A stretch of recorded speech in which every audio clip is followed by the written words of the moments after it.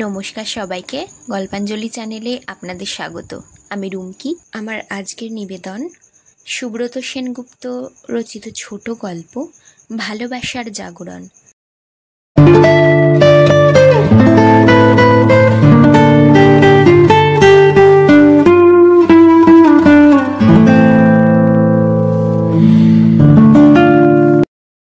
Office থেকে এত তাড়াতাড়ি বেরিয়ে পড়লাম, আজ কপালে দুঃখ আছে। কতদিন ট্রাম বাসের জন্য আধ ঘন্টা 40 মিনিট দাঁড়িয়ে থাকতে হয়। আজ স্টপেজে পৌঁছতেই একটা স্পেশাল বাস এবং আশ্চর্য পেছনের দিকে একটা বসার জায়গাও আছে। দুজনের একটা সিট এক মহিলা দখল করে আছেন। আমাকে দেখেও তিনি সরে বসতে বিশেষ উৎসাহ প্রকাশ করলেন না, ফলে তার কাঁধে কাঁধ চেপেই বসতে হলো। আমি কি করতে পারি? ট্রামে বাসে মেয়েরা খুব সহজেই কোনো ছেলেকে বলতে পারে, একটু সরুন তো, কিন্তু কোনো মেয়ে একেবারে গা ঘেঁষে দাঁড়ালেও তাকে বলা মুশকিল, আহ ঠিক করে দাঁড়ান না। পাশের স্লিভলেস মহিলার খোলা ও পুষ্ট বাহুর চাপ আমার শরীরে লাগছে। উনি ইচ্ছে করলেই এতটা স্পর্শ এড়িয়ে সরে বসতে পারেন, কিন্তু উনি তা করছেন না। উল্টে মাঝে মাঝে আমার মুখের দিকে তাকিয়ে বোধহয় আমার প্রতিক্রিয়া লক্ষ্য করছেন। কি দিনকালই পড়েছে। বাস তো চলছেই, কি হলো আজ? রাস্তায় মিছিল নেই, অন্য কোনো কারণেও জ্যাম নেই।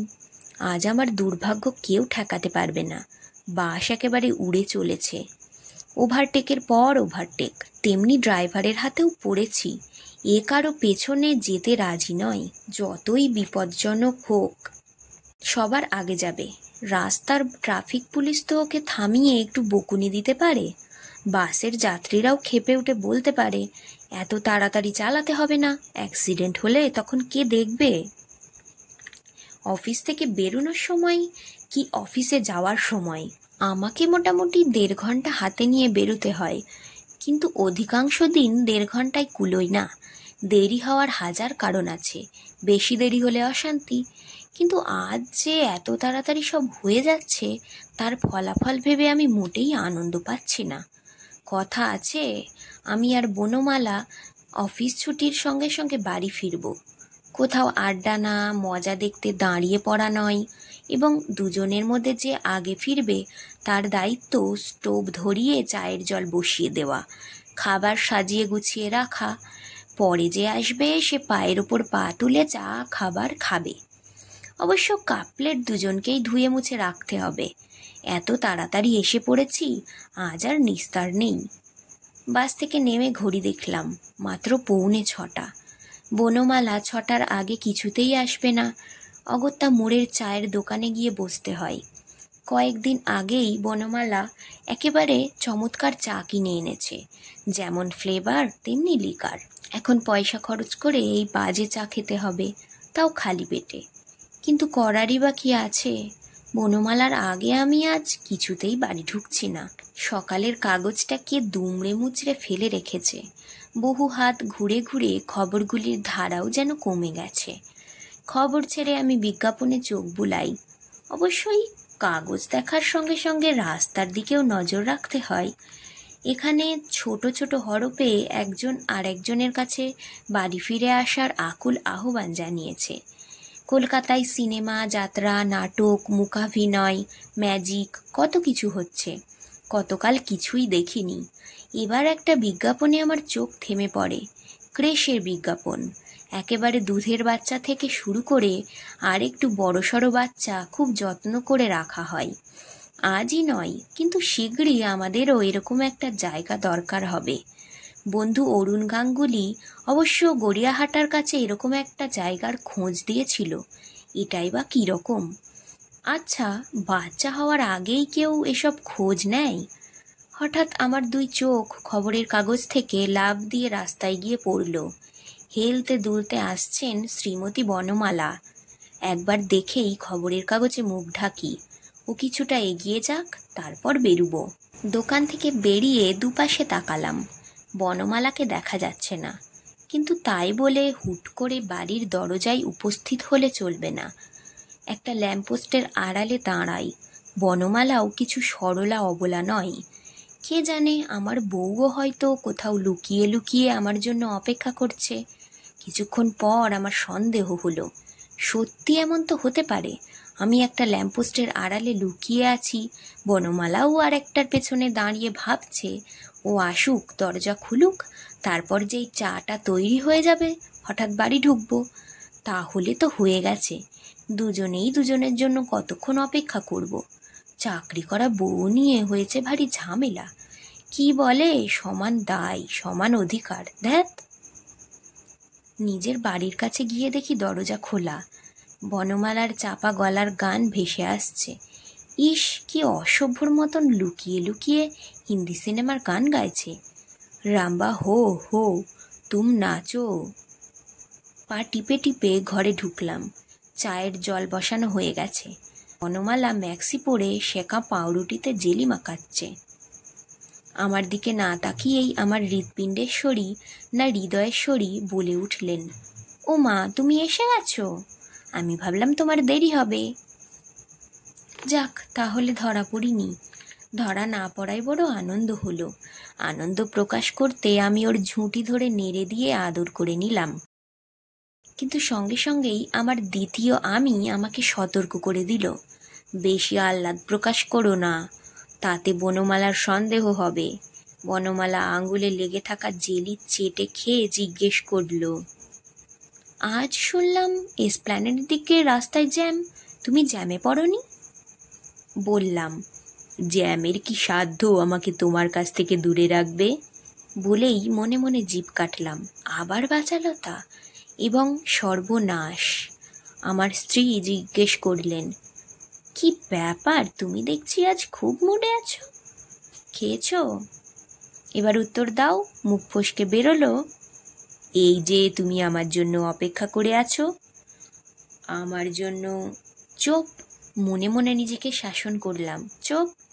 কিন্তু বনমালা চটল না, বলল, আমারও তো তাই ইচ্ছে করে গো। বেশ মা জেঠিদের কালের মতো বিকেলে গা ধুয়ে চুল বেঁধে সেজে গুজে জানলার সামনে তোমার পথ চেয়ে বসে থাকি। সে তো এখনকার বাজারে হবেই না। চাকরি তো করতেই হবে। অফিস থেকে যে একটু আগে বেরোবো, তা শালা এমন এক বস জুটেছে। আমি বাধা দিয়ে বলি, এই খবরদার, মেয়েদের মুখে শালা আর সিগারেট আমি একদম সহ্য করতে পারি না।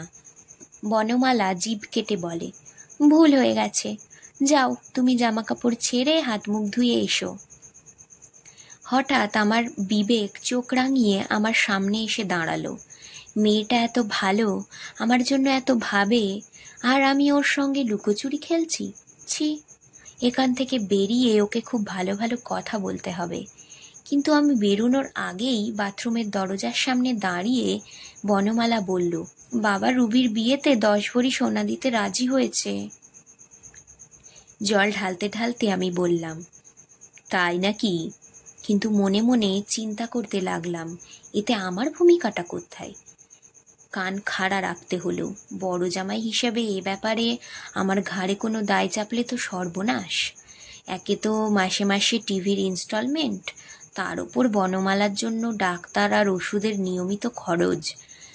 এছাড়া নার্সিংহোমের কথা ভেবে মাসে মাসে কিছু টাকা জমিয়ে রাখা। বনমালা বলল, এর ওপর ছেলের বাবা আবার নগদ টাকা চেয়েছে, ভাবতে পারো? কিন্তু আমাকে ভাববার সময় না দিয়েই বনমালা বলল, একটা লেখাপড়া জানা ছেলে কি করে পঞ্চায়? নিজেকে বেশ উৎকৃষ্ট শ্রেণীর জীব মনে হয়। শ্বশুরমশাই আমাকে মানে আমার বউ বা তার বড় মেয়েকে সোনাদানা প্রায় কিছুই দেননি, নগদ টাকার প্রশ্নও ওঠেনি। বনমালার চোখে এত মর্যাদা আমার বাড়ারই সম্ভাবনা। আমি আন্ডারওয়্যার মাত্র সম্বল করে দ্রুত বাথরুম থেকে বেরিয়ে আসি। বনমালা তখন বলছে, বাবা এখন এত টাকাই বা কোথায় পাচ্ছেন কে জানে, আর আমার সময় তো। বলতে বলতে 2 ফোঁটা চোখের জল বনমালার ফুলে ওঠা নাকের পাটার দিকে নামতে থাকে।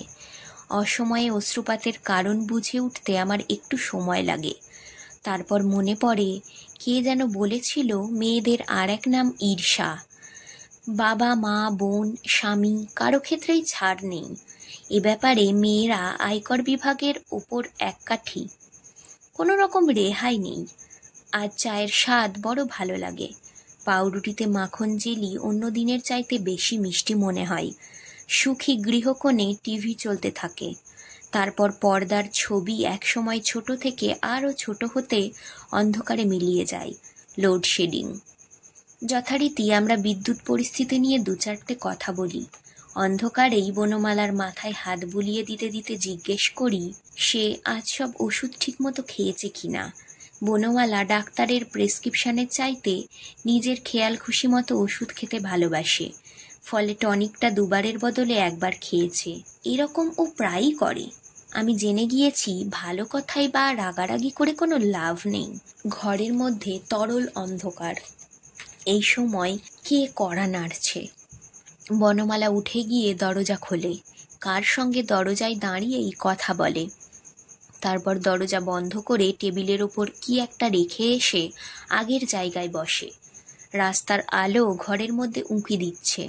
কে গো? বনমালা জানালো পাশের বাড়ির মহিলা কিছুটা পায়েস দিয়ে গেলেন। বনমালার ভেতর আরেকটি প্রাণের আবির্ভাবের পর থেকেই ভদ্রমহিলা মাঝে মধ্যে এটা ওটা দিয়ে যান।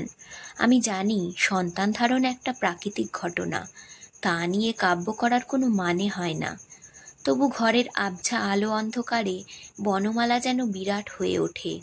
বনমালার ঈর্ষা, বনমালার কোমলতা, স্বার্থপরতা আর উদারতা সব কিছুতে ঘর ভরে যায়। এর ওপর তার মধ্যে চলছে সৃষ্টির কাজ। বনমালা আমার এত কাছে আছে, তার সব কিছুই আমার জানার কথা, কিন্তু আমি সব জানি না। যেমন জানি না তার মধ্যে যে বিকশিত হয়ে উঠেছে তার ভেতর বনমালার নীচতা ও উদারতা কতটা সঞ্চারিত হচ্ছে। বনমালা হঠাৎ হাই তুলে বলে, বসে সময় নষ্ট করব না গো, লণ্ঠনটা জ্বালবে, খেয়ে শুয়ে পড়ব। কাল আবার মুক্তোর মা আসবে না, থাল বাসন সব মাজতে হবে। আর কাল তুমি একটু তাড়াতাড়ি ফিরো, চায়ের দোকানে যেন লুকিয়ে থেকো না আবার। বনমালা হাসে, কিন্তু আমার বুক কেঁপে ওঠে। ও আজ অফিস থেকে ফেরার সময় আমায় খবরের কাগজে ঢাকা অবস্থায় দেখতে পেয়েছে। আমার ইচ্ছে করে দেরিতে বাড়ি ঢোকার কথা জানতে পেরেও এতক্ষণ চুপ করেছিল। কিন্তু বনমালার কাছ থেকে আমাকে আড়াল করার মতো কিছুই এখন হাতের কাছে নেই। ঘরের অন্ধকারও যথেষ্ট নয়। বনমালা আবার বলল, আমি সব দেখেছি, তবু তোমাকে বলতে কেমন মায়া হলো। অন্ধকারেও বিশ্রী মুখটার বিভিন্ন রেখা, চোখের কপাট দৃষ্টি স্পষ্ট দেখা যাচ্ছে। আবার বনমালা বলল, জানো আমাদের ডিপার্টমেন্টের মনিকাদি আজ বলছিল ভালো কিছুর জন্য ভালো পরিবেশ দরকার। শুধু শরীর নয়, মনেও একটা ভালো ভাব রাখতে হয়। মন ভালো, ভালোবাসা চাই। কিন্তু ভালো ভাব তো নিউ মার্কেটে বা শিয়ালদার চোরা বাজারে কিনতে পাওয়া যায় না। ভেতরের ও বাইরের যে পরিবেশ দূষণ থেকে আমি নিজেকে বাঁচাতে পারি না, এক অনাগতর জন্য সেই পরিবেশ দূষণ মুক্ত করার দায়িত্ব নেব। নিজের অজান্তে আমার আধবোজা গলা থেকে বেরিয়ে এলো, কি হবে? বনমালা উঠে এসে যেন স্নেহের সঙ্গে তার কোমল বুকে আমার মাথাটা চেপে ধরে। একটা অদ্ভুত কথা আমার মনে হয়, বনমালার শরীর থেকে আমিই যেন নতুন করে জন্ম নিতে চাইছি। কিন্তু কোন জাদুতে এই ঘরে ভালো পরিবেশের নম্র আলো ফুটে উঠবে আমি জানি না। গাঢ় স্বরে বনমালা ডাকে, ওঠো। কিন্তু আমি একইভাবে বসে থাকি, যেন চোখ খুলতেও সাহস পাই না। নমস্কার, আজকের গল্প এখানেই শেষ। গল্প পাঠ ভালো লাগলে একটা লাইক দিয়ে যাবেন, আর আমার চ্যানেল গল্পাঞ্জলিকে সাবস্ক্রাইব করে আমার পাশে থাকবেন। ধন্যবাদ, ভালো থাকবেন সবাই।